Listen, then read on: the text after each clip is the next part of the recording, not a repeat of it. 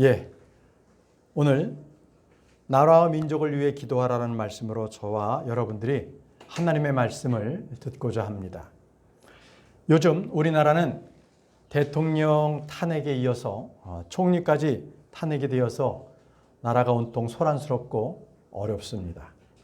참으로 이 전국이 참으로 혼란스러운 상황에 있습니다.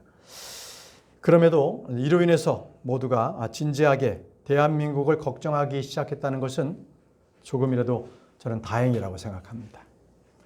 가난하고 힘들었던 시절에는요, 나라를 걱정하고 나라를 사랑하는 사람들이 참 많았는데 좀 더 먹고 살만하니까, 그러니까 소득이 좀 올라가니까 내 자신과 내 가족만을 생각하는 그런 이기주의가 팽배한 나라가 되어버렸습니다. 크리스천들도요, 다른 기도들은 열심히 하지만 정작 나라와 민족을 위한 그 기도는 대충 해오지 않았나라고 생각을 합니다. 그러나 이제 정신을 차려야 할 때가 왔습니다. 여러분, 우리나라의 현실을 다 아실 것입니다. 지금 우리는 72년째 북한과 군사적인 대치 관계에 있습니다. 전쟁입니다. 전쟁 후에 잠깐 휴전하고 있을 뿐입니다. 언제 어디든 총뿌리가 총탄이 날아올지 모르는 그 상황에 있습니다. 특히 북한은요, 거기에는 자유와 인권은 아무것도 없는 그러한 암흑의 그러한 나라입니다. 저는 예전에 탈북민 학생들을 도우면서 그들의 이야기를 들은 적이 있습니다. 그들은 북한 공안의 눈을 피해서 산속에서 예배를 드리다가 그만 그들에게 붙잡혀서 불순분자가 되었습니다. 그래서 정치 수용소에 어린아이부터 어른까지 다 잡혀 들어가서 죽도록 고문을 당하고, 그리고는 허기진 배를 움켜쥐고 하루 종일 강제 노동에 시달려 그렇게 죽기만을 기다리며 정치 수용소에서 그렇게 감금되어 있다고는 그런 소식을 들었습니다. 또 찬송을 부르고 싶은데 부를 데가 없어서 소리 나면 안 되니까 집에서 불을 끄고 이불을 뒤집어 쓰고, 그리고 입만 뻥긋뻥긋하면서 그 이불 속에서 찬송을 부르는 신자들의 이야기도 들었습니다. 또 읽을 성경책이 없어서 쪽지에 쓰인 몇 구절을 암송하고 그것을 얼른 입속에 넣어서 씹어서 삼켜 먹었다는 겁니다. 들키면 안 되니까. 어떤 학생은 자기 혼자 남한으로 이렇게 탈북해서 왔는데 엄마가 아직 북한에 있답니다. 그래서 자기는 지금 공부하는 것보다는 먼저 엄마를 이 남한으로 빼내오기 위해서 브로커에게 줄 그 몇백만 원을 마련하기 위해서 하루 종일 주유소에서 아르바이트를 하고 있다고 그렇게 얘기를 하는 것을 들었습니다. 저는 그 얘기를 들을 때에 그들에게 아무 도움도 못 주고 그저 참으로 그들이 그 안타까운 상황을 그저 듣고만 있는 그 제 자신이 너무나 창피했습니다. 그리고 저는 그들이 고난에서 꼭 이길 거다라는 그런 격려의 말을 하고 있는 그 자체도 너무나 창피했습니다. 도울 게 없었기 때문에 그렇습니다. 여러분, 저와 여러분들은 지금 공산주의와 대처하고 있는 그런 상황에 있습니다. 우리는 언제 공산군이 쳐들어올지 모르는 그런 상황에 있습니다. 언제 그들이 와서 우리의 신앙생활을 방해하고 우리의 신앙을 빼앗을 수도 있는 그 상황에 우리는 놓여 있는 겁니다. 여러분, 공산주의가 무엇입니까? 여러분들도 잘 아시다시피 역사상 가장 빠르게 전파된 선전된 것이 바로 공산주의입니다. 1903년에 레닌이 많은 사람들에게 공산주의를 얘기했을 때 그때 그를 추종하는 사람은 17명뿐이 없었습니다. 그런데 14년이 지나자 4만 명이나 되는 사람들이 그를 추종했습니다. 그래서 그 인구가 그 사람들이 그 열심 당원이 돼서 러시아를 정복해버렸습니다. 그 러시아가 공산주의가 됐어요. 그리고 나서 50년이 지나기도 전에 전 세계적으로 10억 명이 넘는 그런 국가가 공산주의 체계에 들어가게 됐습니다. 이걸 보고 어떤 학자는 얘기합니다. 예수 그리스도를 믿는 2000년 동안 그 예수님을 믿은 그 사람들의 숫자보다 50년 동안 공산주의자들이 된 사람들이 더 많다. 그만큼 세계는 공산주의가 막강한 영향력을 가지고 있고 지금도 각 나라에 침투하고 있다고 합니다. 지금 우리나라 곳곳에도 공산주의와 공산당을 추종하는 세력들이 곳곳에서 활동하고 있는 것이 현실입니다. 근데 말이죠. 이 공산주의가 태동했다라는 얘기를 어떤 학자로부터 들었는데 그는 이렇게 얘기합니다. 공산주의는 기독교 때문에 태어났다는 거예요. 기독교가 잘못해서 공산주의가 태어났다는 것입니다. 바로 기독교가 가난하고 소외한 자들에게 도움을 줘야 되는데 그렇지 않고 교회만 배불리고 떵떵거리고 있다 보니까 배고픔에 있고 고통당하고 있는 사람들이 예수 그리스도께 오지 못하고 도리어 공산주의로 편입됐다는 것입니다. 우리는 공산주의에 있는 그 국가들을 생각할 때마다 우리는 그들에게 더 큰 책임의식을 느껴야 되는 거예요.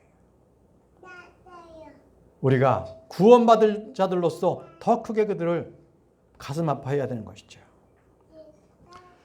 우리나라가 아무리 교회가 많은들 무엇하겠습니까? 아무리 크리스찬들이 많은들 무엇하겠습니까? 그 구실을 제대로 하지 못하면 우리는 언제든 공산주의의 무서운 세력 앞에 지배당하게 될 것입니다. 공산주의는요, 신앙입니다. 뭐라고요? 공산주의는 신앙이에요. 우리와 똑같이 신앙 믿는 겁니다. 그게 공산주의예요. 그들은 기독교적인 이단입니다. 여호와 증인, 신천지, 통일교 이것만이 이단이 아니라 공산주의도 이단입니다. 여러분 아십니까? 공산주의의 기틀을 마련했던 그 체계를 만들었던 카를 마르크스, 독일 사람입니다. 그는 기독교 신앙 안에서 자랐던 사람입니다. 그러니까 공산주의를 만들어낸 사람입니다. 러시아의 스탈린은요, 그는 신학생이었습니다. 그가 공산주의의 선봉에 선 그러한 개혁자가 된 것이었습니다. 여러분, 그들에게 공산주의, 공산세계는 곧 하나님입니다. 여러분, 이 세상의 마지막 때는요, 공산주의가 판을 칩니다. 세상을 공산주의가 정복할 거예요. 앞으로 대환란의 계시록에는요, 세계대전이 3개가 나옵니다. 그 중에 첫 번째 나오는 것이 바로 공산주의입니다. 계시록 6장 3절에서 4절 말씀을 보십시오. 계시록 6장 3절에서 4절 말씀. 다음으로 그분께서 둘째 봉인을 여셨을 때 둘째 짐승이 말하기를 와서 보라 하는 것을 내가 들었노라. 그러자 또 다른 말이 나왔는데 붉은 말이었더라. 붉은 말이 나왔습니다. 공산주의의 표정이 뭡니까? 붉은색이죠. 예, 붉은 말이 나와서 어떻게 하는지를 보십시오. 그리고 그 위에 탄 자에게 땅에서 평화를 빼앗고, 땅에서 평화를 뺐습니다. 예, 그들에겐 평화가 없습니다. 그들을 서로 죽이게 하는 권능을 가졌더라. 그리고 그에게 거다란 칼 한 조로가 주어졌더라. 바로 공산주의는 이 세상을 완전히 마지막 때에 초토화를 시킵니다. 그때 사람들은요, 마지막 때에는 하나님 대신에 공산주의에 더 사람들이 치중하게 될 것입니다. 공산주의는요, 그 공산주의를 위해서 자기 생명을 내놓는 사람들이에요. 전쟁도 불사하고 목적을 위해서는 수단도 정당화시키는 그러한 단체입니다. 무엇이나 정당화될 수 있고요, 윤리도 없고 도덕도 없습니다. 바로 그러한 단체가 공산당입니다. 거기에 개인의 존엄성, 자유는 없습니다. 하나의 소모품에 불과한 것이죠. 이런 공산주의 하에 어떻게 신자가 살 수 있겠습니까? 예수를 믿는 사람의 살아남을 수 있겠느냐는 것입니다. 그래서 예수를 위해서 공산주의를 배척하든지 아니면 공산주의와 타협해서 예수를 포기하든지 둘 중에 하나뿐입니다. 네, 여러분, 기독교의 역사는요, 피해 역사라는 것을 아실 것입니다. 성경책에 창세기부터 요한계시록까지 피로 아주 붉게 물들어 있는 것이 바로 성경입니다. 창세기에는 의인 아벨이 자기 형에게 살해를 당합니다. 그래서 피투성이가 되어서 죽은 이야기가 나오죠. 요한계시록에는요, 음녀 바벨론이 살해당한 예언자들, 그리고 그 피, 성도들의 피, 그 피를 그 음녀가 마시는 거예요. 피의 이야기가 창세기부터 요한계시록까지 계속적으로 쓰여져 있습니다. 그것이 기독교입니다. 바로 기독교가 고난의 종교요, 피의 역사를 말하고 있는 겁니다. 저는 여러분들에게 우리처럼 성경대로 믿는 그 믿음의 침례교도들, 그들의 순교를 여러분들이 공부하기를 바랍니다. 그런 책이 있는데 바로 존 폭스의 순교사라는 책입니다. 그리고 J.M. 캐롤의 피 흘린 발자취. 바로 이 책들은 바로 믿음으로 살았던, 그래서 순교를 당했던 사람들의 기록이 나와 있습니다. 여러분들께서 꼭 읽어보시기를 저는 권합니다. 오늘날 대한민국은요, 작은 나라임에도 불구하고 우리들 손에 바로 복음이 들어와 있다는 것입니다. 이게 그냥 공짜로 들어온 게 아닙니다. 누군가는요, 하나님의 왕국을 위해서 피 흘리고 고난을 당한 많은 선배들이 있었다는 것입니다.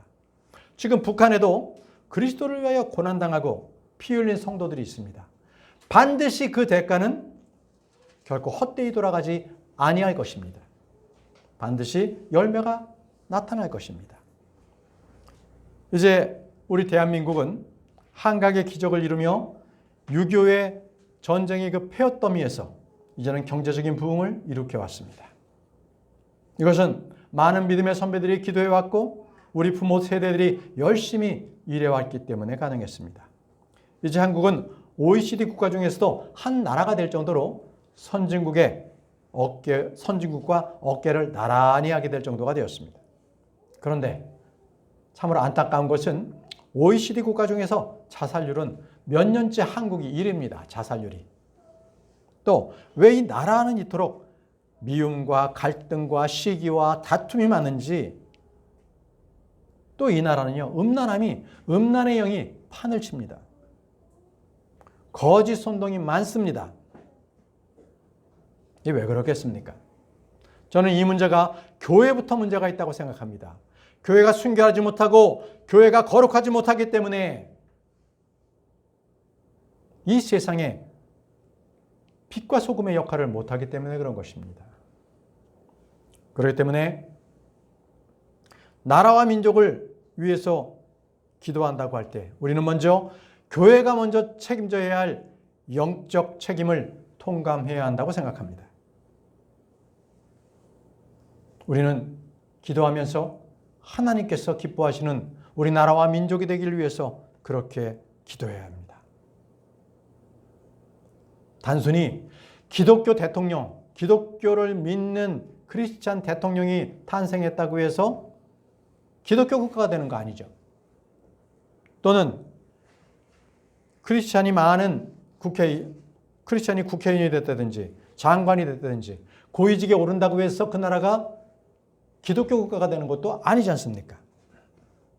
기독교인은요, 도리어 문제를 푸는 사람들이 아니라 문제의 원인인 경우가 더 많습니다. 문제를 더 정말 정결이 될 사람들이 악하게 행하기 때문에 더 기독교인이 욕먹고 있는 겁니다. 여러분, 우리는 이 점을 하나님 앞에 통렬히 회개해야 합니다. 이 땅의 크리스찬을 위해서, 이 땅의 교회를 위해서 우리는 그들의 정결함과 거룩함을 주소서 하고 우리는 기도해야 합니다. 그렇게 돼야 우리는 이 세상에 우리나라와 민족을 위해서 우리는 영적인 빛을 비출 수 있을 것입니다. 자, 그렇다면 오늘 말씀을 통해서 우리는 어떻게 해야 이 나라와 민족이 하나님께서 기뻐하시는 그러한 나라가 되는 것인가? 이것을 한번 우리 말씀을 듣도록 하겠습니다. 자, 오늘 우리가 읽었던 이 본문 말씀은요, 이 신명기는 모세가 가나안을 들어가지 못하고 바로 그 문턱에서 하나님의 영을 통해서 이스라엘에게 마지막 유언을 말하고 있는 것과 같습니다. 이스라엘 사람들이 좋은 땅에 들어가서 그 땅만 차지하면 끝나는 것이 아니라 그 땅을 다스릴 수 있는 그러한 영적인 능력이 필요하다는 거예요. 단순하게 좋은 물질적인 것을 받은 것이 끝나는 것이 아닙니다. 그러면 그 땅을 잃어버린다는 겁니다. 그 땅을 다스릴 수 있는 영적 능력을 가져라. 이게 바로 오늘 이스라엘 백성에게 누누이 당부하는 모세의 유언입니다. 신명기 4장 1절에 모세는 이스라엘 백성에게 이렇게 말하고 있습니다. 그러므로 이제 오 이스라엘아, 내가 너에게 가르치는 규례들에 또 공의로운 법규들에 경청하고 그것들을 실행할지니 너희로 하여금 살게 하려 하며 너희 조상들의 주 하나님께서 너희에게 주시는 곳으로 들어가서 그 지역을 차지하게 하려 함이라 라고 이렇게 말씀하셨습니다. 그런데 여러분, 여기 보게 되면 그 지역을 차지하게 한다라는 말씀이 있죠. 아니, 하나님께서 주시는데 뭘 그 지역을 차지할 게 뭐 있습니까? 들어가서 살면 되지. 이거는 중요한 전제 조건이 있다라는 것을 말씀하고 있습니다. 그 전제 조건을 지키지 않으면 그 땅을 차지하지 못한다는 것입니다. 그러면 그 전제 조건이 무엇입니까? 앞절에 나와 있지요. 규례들에 또 공의로운 법규들에 뭐라고요? 경청하고 말씀을 들으라는 거예요. 하나님의 말씀을 먼저 들으라는 겁니다. 이스라엘 사람들은 어릴 때부터요, 계속해서 아이들에게 말씀을 읽어주고 그 말씀을 암송하게 했습니다. 끊임없이 하나님의 말씀을 듣고 그것을 행하도록 했습니다. 그러므로 하나님의 백성들은 영적인 분별력이 분명하게 되는 거예요. 그런데 우리 지금 교회의 성도들 이렇게 보면 성경의 말씀보다는 세상의 뉴스에 더 눈이 먼저 간다는 거예요. 그럼 어떻게 돼요? 영적 분별력이 없어지고요. 금방 그는 세속화가 되는 거예요. 자, 그리고 말씀에 순종하라고 말씀하십니다. 말씀에 순종하라. 바로 규례와 법규들을 실행하라고 말씀해요. 실행하라. 이것은 들은 대로 살아야 한다는 것입니다. 말씀이 능력이 되려면요, 말씀이 그냥 가만히 내 안에 있으면 되는 것이 아니라 그것대로 살아야 되는 거예요. 그것대로 실천해야 되는 것입니다. 그럴 때 말씀의 능력이 나타납니다. 모세는 너희로 하여금 살게 하려 함이로라고 말씀했습니다. 바로 말씀대로 사는 것이 사는 겁니다. 말씀대로 살지 않을 때 그는 죽습니다. 여러분, 우리가 말씀대로 듣고 행하지 않는다면 우리의 영혼이요, 금방 식어버려요. 그래서 육은이요, 육신대로 살게 되고요. 그러다 보면 가정과 그리고 우리 회사가 다 죽게 되고 결국은 나라마저도 엉망진창이 되는 그러한 꼴이 되는 거죠. 지금이 바로 그겁니다. 지금이 그때예요. 그래서 먼저 우리는요, 직장에 나가도 사회에 나가도 결코 남의 물건을 훔치면 안 됩니다. 작은 것 하나 도둑질하면 안 됩니다. 물건을 만들더라도 정성을 다해서 좋은 제품을 만드십시오. 부당한 이익은 절대 취하지 마십시오. 그리고 여러분, 더럽고 폭력적인 말, 음란한 말들은 농담이라도 하지 마시고요. 그 자리에 있지도 마십시오. 그게 크리스찬들이 해야 할 일들이에요. 그래서 항상 약자들을 배려하시고 그리고 항상 친절하고 크리스천으로 그렇게 따뜻한 마음으로 살아가야 하는 것입니다. 그리고 여러분, 자기의 수준보다 조금 덜 쓰세요. 덜 있고 좀 더 검소하게 사십시오. 크리스천은 소박하게 살아야 되는 거예요. 잘 입고 멋지게 치장하는 것이 좋은 게 아닙니다. 크리스천은 검소해야 한다.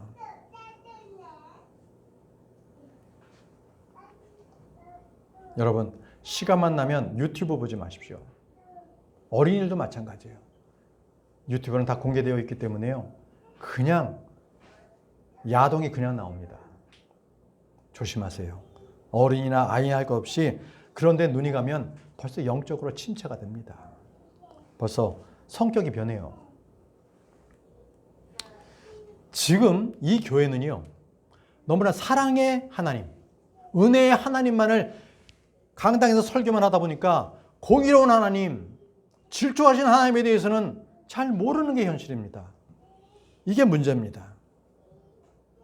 여러분, 여러분들 중에도 혹시 내가 예수님의 보혈로 구원받았으니까 마음대로 살아도 된다라는 마음을 갖고 계십니까? 예수님께서 우리에게 주신 그 은혜는 죄 짓고 살라는 것이 아니라 죄에서 꺼집어 내어주신 은혜입니다. 이제는 말씀을 듣고 그 말씀대로 그렇게 살아야 하는 거예요. 그런데 이제는 내가 구원받았으니까 내 마음대로 살아도 된다. 구원만 받았으니까. 그런 자는 하나님을 농락하고 있는 겁니다. 하나님을 농락하고 있는 거예요. 여러분, 우리가 거룩한 은혜, 그리고 영광스러운 그 하나님을 따라서 그 경건한 삶을 살아갈 때 우리는 이 나라와 이 민족을 정결하게 할 수 있고 강하게 만들 수가 있는 겁니다. 여러분, 오늘은 우리가 우리 대한민국 그리고 우리 민족을 위해서 기도해야 할 때라는 것을 말하고 또 기도를 하려고 합니다. 어떻게 기도해야 하겠습니까? 어떻게 우리가 이 나라의 민족과 이 나라를 위해서 기도해야 하겠습니까? 먼저 신명기 4장 6절을 보십시오. 다 오늘 말씀을 펴십시오. 신명기 4장 6절. 위대한 민족이 되어야 하는 겁니다. 위대한 민족. 자, 신명기 4장 6절입니다. 함께 같이 읽겠습니다. 시작. 그러므로 그것들을 지키고 실행하라. 이는 이것이 민족들의 목전에서 너희의 지혜와 너희의 명철이기 때문이라. 이 모든 규례들을 들을 민족들이 말하기를 이 위대한 민족은 확실히 지혜롭고 명철한 백성이로다 하리라. 여러분, 이러한 위대한 민족이 되어야 합니다. 이 위대한 민족은 그냥 되는 게 아닙니다. 이스라엘 백성이 가나안에 들어가서 그 가나안을 차지할 수 있었던 것은 그들이 위대한 민족이기 때문에 그렇습니다. 중세 때요, 로마를 함락한 그러한 야만인들이 있었습니다.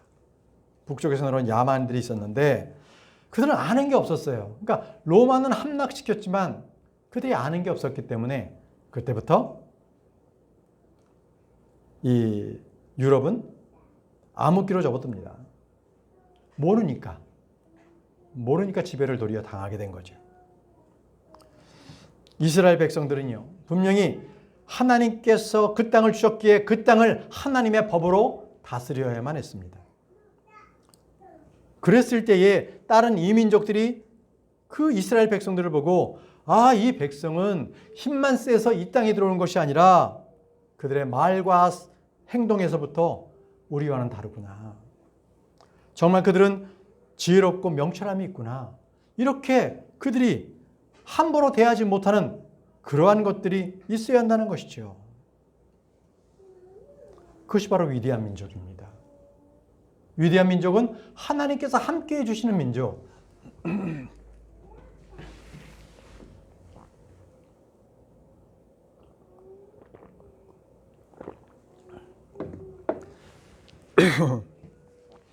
죄송합니다.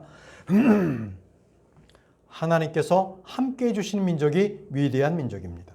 여러분들은 우리 대한민국이 바로 그러한 위대한 민족이 될 수 있도록 기도하시기 바랍니다. 두 번째입니다. 하나님을 가까이 되는 민족이 되도록, 하나님을 가까이 하는 민족이 되도록 기도하시기 바랍니다. 말씀은 신명기 4장 7절입니다. 그러므로 주 우리 하나님께서 우리가 그분을 부르는 모든 일 가운데 계시는 것 같이 하나님을 자신들에게 이렇게 가깝게 모신 이토록 위대한 민족이 어디 있느냐. 자, 가나안 사람들은요, 그 민족들은 우상들을 섬겼습니다. 우상은 어떤 거예요? 헛된 것들이죠. 그 우상은 있는 존재가 아니라 그냥 죽은 존재들인 거예요. 나무나 바위나 그냥 자기들이 만든, 사람이 만든 신일 뿐입니다. 그런데 말이죠, 사람이 그 우상을 섬길 때 그것을 교묘하게 이용하는 것이 마귀입니다. 마귀는 사람들에게 불안과 공포감을 딱 심어줍니다. 그래서 우상들에게 절하고 우상들에게 제물을 바치게 합니다. 액땜하라고. 그러면 액땜시켜줄까 봐. 그게 마귀가 주는 마음이에요. 마귀가. 그러나 이스라엘은요, 분명 살아계신 하나님, 거룩하시고 위대하신 하나님께서 함께 하신 민족이었습니다. 그들은 날마다 하나님을 뵙고 하나님과 교제했습니다. 문제는 그들 가운데서도요, 하나님을 보고 하나님과 교제했음에도 불구하고 그들은 기도할 때 머나먼 하나님만을 생각했어요. 저와 여러분들은 기도할 때 하나님께서 가까이 계신다는 것을 알아야 합니다. 우리의 기도를 바로 옆에서 듣고 계신다는 것을 우리는 알아야 합니다. 내가 기도하는데 하나님께서 멀리 듣고 계시는 것만, 멀리 계시는 것만 같아. 그것은 뭐예요? 나에게 성령이 충만하지 않다. 하나님께서 내 기도를 바로 옆에서 들어주시고 하나님께서 임재하시기에 내 곁에는 마귀가 떠나가고, 마귀가 떠나가니 두려움과 공포도 나에게서 떠나가고, 그 대신에 나에게는 성령님 안에 의와 화평과 기쁨이 넘쳐나는 것, 바로 그것이 바로 하나님과 함께하는 사람인 것입니다.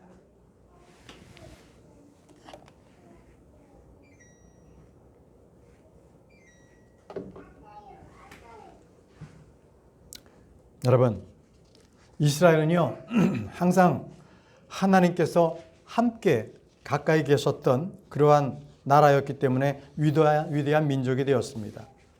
가나안 정복을 할 때 그 가나안에 있던 많은 민족들이 두려움에 떨었습니다.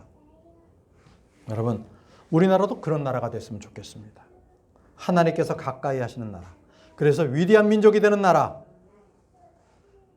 나라를 강하게 하는 것은 결코 군사적인 또는 경제가 우수해서 높아서 그래서 힘이 있는 나라가 되는 것이 아니에요. 그게 나라를 강하게 하는 것이 아닙니다. 우리의 마음이 깨끗하고 전결해서 우리의 영적으로 우리가 강하게 될 때, 하나님의 말씀으로 우리의 영이 강하게 될 때, 그때 우리의 나라와 우리의 민족이 강하게 되는 것입니다. 그런 하나님께서 가까이 하시는 민족이 되기를 기도하시기 바랍니다. 세 번째입니다. 모든 영역에서 하나님의 통치를 구하시기 바랍니다. 신명기 15장 6절 말씀에 이는 주 너희 하나님께서 친히 너에게 약속하신 대로 너에게 복을 주시기 때문이라. 그리하면 내가 많은 민족들에게 빌려줄 것이나 내가 빌리지는 아니하리라. 또 너는 많은 민족들을 위해서 통치할 것이나 그들은 너에 위해서 통치하지 못하리라. 하나님께서는 하늘과 땅을 만드셨습니다. 세상의 모든 영역을 통치하고 계십니다. 그렇기 때문에 하나님의 사람들은 하나님 안에 있고요, 세상의 많은 민족들을 통치해야 합니다. 세상에서는 하나님의 빛과 소금의 역할을 감당해야 합니다. 19세기에 네덜란드에 아브라함 카이퍼라는 사람이 있었습니다. 그는 시골에서 목사였습니다. 그리고 교육자였습니다. 그는 단순히 교회 목사로서 말씀을 전하는 것으로 끝나는 것이 아니라 어떻게 하게 되면 나라 전체, 네덜란드 전체에 하나님께서 함께 하시는, 그런 하나님께서 통치하시는 나라가 될 수 있을까, 이것을 항상 기도해 왔던 사람입니다. 그래서 그는 네덜란드 자유대학을 설립합니다. 그래서 총장을 했고 교수로서 재임합니다. 그리고 그 당시에 유럽을 휩쓸었던 바로 성경을 파괴하는 그 자유주의 신학, 이것을 계속 대항했던 바로 그런 일들을 했습니다. 그는 훗날 네덜란드의 총리가 됐습니다. 총리가 돼서 철도의 파업 문제를 해결했고 교육법안을 개정해서 통과했습니다. 그리고 금주법, 사회보장법을 만들어서 네덜란드가 인류국가로 가는 그 기틀을 마련하게 된 것입니다. 그는 성경을 믿었어요. 말씀을 믿었어요. 그래서 성경에 나오는 대로 각 사람의 달란트는 각각에 대해서 정해져 있음을 알고 사람의 차이를 인정하는 교육 시스템을 만들었던 것입니다. 그것이 바로 지금의 강력한 네덜란드, 선진국이 된 네덜란드의 기초가 되었던 것입니다. 자, 이 카이퍼라는 이 수상은 하나님께 영광을 돌리기 위해서는 그 나라의 모든 영역에서 하나님의 통치가 필요하다는 것을 늘 역설했습니다. 그래서 정치, 경제, 사회, 문화, 교육 그 모든 분야에서 하나님께서 주인 되심, 하나님께서 왕 되심, 이래야만 그 나라가 부강한다는 것을 보여주고 그것을 위해 힘써서 일을 했던 사람입니다. 저는 이 아브라함 카이퍼라는 이 수상의 이 기사를 읽고 저는 우리나라 현실을 많이 생각하게 됐습니다. 저는 이제부터 우리나라를 위해서 기도할 때 막연하게 기도하지 않고 더 깊숙한 기도, 막연하고 추상적으로 기도하지 않고 더 구체적으로 기도해야 되겠다 이렇게 생각했습니다.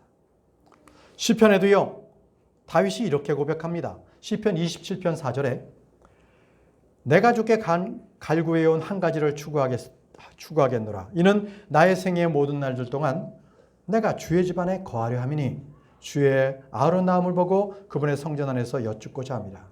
다윗은요, 한 가지를 기도했어요. 그 한 가지가 뭐냐면 나는 주님의 집에서 거하겠다. 그래서 주님 안에서 그 안에서 주님께 여쭙겠다 했어요. 한 가지 기도. 다윗의 이 기도는 나중에 천년왕국 때 그때 이게 임합니다. 천년왕국 때. 그리고 잠언 30장 7절에서 8절 보게 되면 아굴이 기도를 했는데 아굴은 두 가지를 기도했어요. 아굴은 두 가지를. 제가 읽어볼게요. 제가 당신께 두 가지를 요청하나이다. 제가 죽기 전에 제게서 그것들을 거절하지 마소서. 헛된 것과 거짓말을 제게서 멀리 옮기소서. 제게 빈궁을 주지 마시고 재물로도 주지 마소서. 저를 위한 적절한 양식으로 저를 먹이소서. 이렇게 기도했거든요. 자, 첫 번째가 뭐였냐면 헛된 것과 거짓말을 제게서 멀리 옮겨달라는 것이 그것이 그의 첫 번째 기도였어요. 두 번째는요, 바로 먹고 사는 것. 그것을 주님께서 해결해 주시기를 기도했다는 것입니다. 그래서 빈궁도 주지 마시고 재물도 주지 마시고 적절하게 양식을 주셔서 저를 그냥 인도해 주십시오. 이렇게 기도해요. 두 가지를. 이처럼 우린 기도는요, 구체적이어야 돼요. 두리뭉실하게 기도해서는 안 된다는 것입니다. 여러분들은 당장 내가 필요한 것들을 직접적으로 하나님께 기도하시면 됩니다. 그거를 다른 용어를 쓸 필요 없어요. 주님, 제가 지금 이런 어려움이 있습니다. 이 문제, 제가 이것 때문에 지금 고난 중에 있습니다. 하나님, 이거 해결해 주십시오. 그 문제를 하나님께 올려드리시기 바랍니다. 하나님께서 들으십니다. 해결해 주십니다. 여러분, 우리는요, 여러분들이 지금 있는 각자 그곳에서 항상 정직함을 보이십시오. 따뜻함을 보이세요. 그래서 거룩한 영향력으로서 우리가 있는 그곳부터 하나님께서 통치하는 그 자리가 되도록 하시기 바랍니다. 자, 이제 저는 여러분들에게 직접적인 기도문에 대해서 여러분들에게 말씀을 드리고 마치려고 합니다. 우리는 나라와 민족을 위해서 구체적으로 기도합시다. 어떻게 기도해야 할까요? 먼저 정치를 위해서 기도하십시오. 정치를 위해서. 로마서 13장 1절에 모든 혼을 저마다 더 높은 권세들에게 복종할지어다. 이는 하나님께로부터 나오지 아니하는 어떤 권세도 없기 때문이니 지금 존재하는 권세들은 하나님께로부터 임명된 것이라. 여러분, 하나님께서는요, 통치자들에게 권세를 주셨습니다. 그들이 하나님께서 주신 권세를 국민들을 위해서 잘 사용할 수 있도록 그렇게 기도해야 합니다. 이렇게 기도하십시오. 탐욕스러운 범죄 집단의 정치꾼들이 아닌 명철하고 신실한 통치자들이 청와대, 국회, 각 지방 자치단체들을 다스리게 해 주옵소서. 정말 백성들을 사랑하는 통치자들이 세워져서 사람들의 눈치를 보지 않고 하나님이 주시는 지혜와 신념으로서 나라를 다스리게 하옵소서. 이러한 폭풍 같은 국제 정세 속에서 다니엘과 같은 지혜와 경륜을 주셔서 나라를 잘 이끌 수 있도록 인도해 주옵소서. 이 나라가 보수와 진보를 가리지 않고 나라를 하나로 묶을 수 있는 그러한 통합의 지도자들이 되게 해 주옵소서. 북한의 핵 개발에 단호하게 대처하고 분명한 안보의식을 갖는 정치가들이 되게 하시고 통일이 되는 한국의 통일이 되는 그 비전을 잃지 않는 그러한 지도자들이 많게 해 주옵소서. 또 우리 국민들을 위해서도 기도해 주십시오. 우리 국민들이 성숙하게 해 주옵소서. 거짓된 지도자들에게 속지 않고 좋은 지도자들을 선별할 수 있는 눈을 허락해 주옵소서. 선심성 정책이나 거짓 뉴스와 검증되지 않은 루머에 흔들리지 말고 냉철한 판단력으로 좋은 지도자들을 위해서 기도하고 그들을 격려해 주는 성숙함을 갖게 해 주옵소서. 우리가 이렇게 우리나라의 정치를 위해서 기도할 때 여러분 정말 이 기도의 제목들이 여러분들의 가슴마다 품고 그렇게 기도해 주시기를 바랍니다. 다음은 경제를 위해서 이렇게 기도해 주십시오. 경제를 위해서. 누가복음 16장 11절 말씀에 그러므로 만일 너희가 불의한 만문에 있어서 신실하지 않는다면 누가 너희를 신뢰하여 참된 재물을 맡기겠느냐라고 말씀하셨습니다. 우리는 불의한 만문에 대해서 신실해야 합니다. 그것은 바로 돈에 대해서 정직하라는 것입니다. 돈에 대해서 정직하라. 우리나라는요, 하나님의 은혜로 짧은 시간에 한각의 기적을 이루어서 놀라운 경제 성장을 이루었습니다. 괄목할 만합니다. 그런데 너무나 빨리 자만해 버렸어요. 그래서 곳곳에서 지금 경제적으로 거품이 꺼지고 있습니다. 보십시오. 물가는 지금 치솟아 오르고 있습니다. 각 가정의 가계입은 늘어나고 있습니다. 자영업자들은 어떻습니까? 줄도산하고 있어요. 오늘 예배 전에도 어느 형제님께서 반찬 가게가 문 닫았다는 거예요. 바로. 주변에 그냥 문 닫는 자영업자들이 그냥 많아요. 청년들은 어때요? 직장을 구하지 못한 청년들이 너무나 많습니다. 여러분, 왜 이런 일이 일어납니까? 그것은 우리가, 저와 여러분들부터가 하나님께 돌아가야 합니다. 말씀에 순종하는 민족은 주님께서 복을 주신다고 했는데 우리 성도들부터 돈을 밝히니까 도리어 가난하고 못 살게 되는 거 아니겠습니까? 우리가 돈 때문에 타협했던 하나님의 그 말씀의 소중함, 그 가치를 다시 찾아와야 합니다. 겸손하고 서로 사랑하는 나라가 되어서 정말 이 경제가 회복돼야 합니다. 이렇게 기도하십시오. 대기업은 중소기업과 공생하는 관계가 되게 하셔서 대기업에 있는 귀족 노조들이 더 이상 갑질이 사라지게 하옵소서. 대한민국이 신망이 있는 나라가 되게 하셔서 환율이 안정되게 하시고 수입과 수질이 조화를 이루어서 안정된 경제를 이루게 해 주옵소서. 돈 때문에 사기치지 않고 돈 때문에 형제와 싸우지 않고 돈 때문에 거짓말하지 않고 돈 때문에 마음에 상처를 주지 않게 해 주옵소서. 돈의 다스림을 받지 않도록 우리 마음 가운데 재물의 신인 암몬을 완전히 제거하여 주옵소서. 바로 이렇게 기도해 주십시오. 우리는 하나님의 왕국과 그분의 의를 먼저 구할 때 다른 모든 것을 더하여 주신다는 주님의 말씀을 믿고 이 나라의 경제를 위해서 기도해 주시기 바랍니다. 자, 세 번째는요, 교육을 위해서 기도해 주십시오. 신명기 4장 9절 말씀에 오직 너는 스스로 주의하여 너의 혼을 부지런히 지킬지니 너는 너의 두 눈이 본 것을 잊지 말고 너의 생애의 모든 날들 동안 그것들이 너의 마음으로부터 떠나지 않게 하라. 다만 너는 그것들을 너의 아들들과 너의 아들들의 아들들에게 가르치라. 너는 그것들을 너의 아들들과 너의 아들들의 아들들에게 가르치라. 후손들에게도 계속 하나님의 말씀을, 내가 본 말씀들, 내가 만난 하나님을 가르치라는 것입니다. 여러분, 우리는 이 교육, 우리나라의 지금 이 교육을 위해서 기도해야 합니다. 지금 우리나라 교육은요, 아직도 명문대학을 들어가기 위한 입시 교육입니다. 이래서는 안 됩니다. 학교의 교육이 하나님의 말씀을 가르쳐야 합니다. 기도해야 합니다. 창조론을 가르쳐야 합니다. 여러분, 그러한 교육 체계가 세워질 수 있도록 기도해 주십시오. 지금 차별금지법, 동성애 이런 것으로서 인본주의 사상들이 아이들을 위협하고 있습니다. 학교 기숙사에는 남자와 여자가 함께 잘 수 있도록 해달라고 하고 있고, 어린아이들 학교 화장실에는 남자 여자 구분 없이 남자 여자가 막 들어갈 수 있도록 만들어 놓는 이런 세태가 벌어지고 있는 현실에 우리가 있습니다. 여러분 기도하십시다. 이렇게 기도합시다.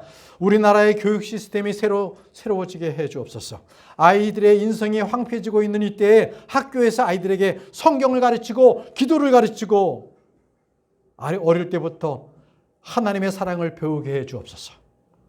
대한민국에서 태어난 어린아이들마다 어머니의 모태로부터 기도와 신앙의 가정에서 자라나 구원을 받게 해 주옵소서. 그리고 그들이 강한 주의 용사로 자라나게 해 주옵소서.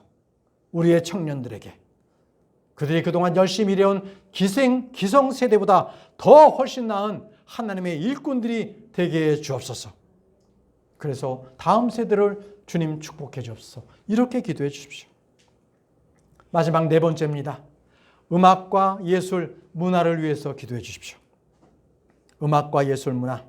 시편 149편 3절에 그들은 춤추며 그분의 이름을 찬송할지어다.